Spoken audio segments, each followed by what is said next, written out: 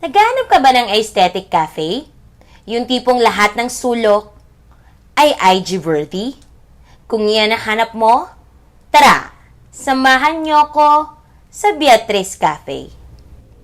Ang Beatrice Cafe ay matatagpuan sa KYN Building, Barangay Santo Cristo, San Jose del Monte, Bulacan. Along the highway nga lang pala sila, kaya madali mo lang silang makikita. At sa harap mismo nila, ay meron silang malawak na parking para sa mga customers nila. Pagpasok mo naman sa mismong cafe, ay very aesthetic lahat ng sulok ng kanilang cafe. Maganda, at meron pa silang mga design sa mga pader nila na parang mga vintage. Meron din silang mga artificial plants sa loob ng kanilang cafe, kaya very relaxing talaga.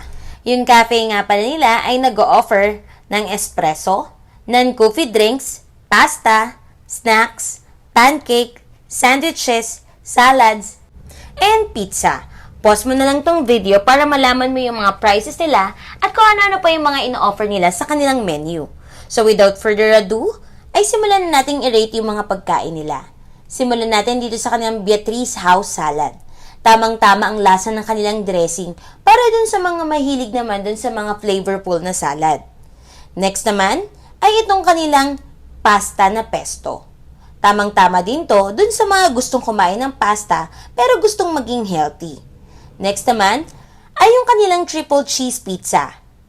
Bagay naman to dun sa mga may hilig dun sa thin crust pizza at may din sa mga cheesy pizza.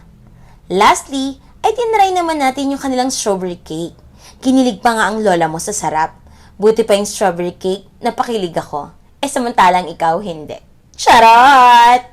At para sa ating drinks, ay tinry naman natin yung kanilang avocado smoothie na talagang lasang-lasa yung real avocado. Buti pa totoo.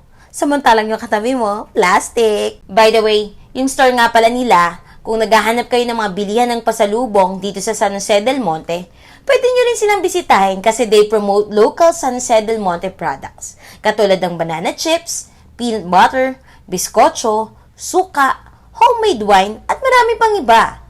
Sobrang bait nga rin para ng mga staff nila dito at syempre ng kanilang owner.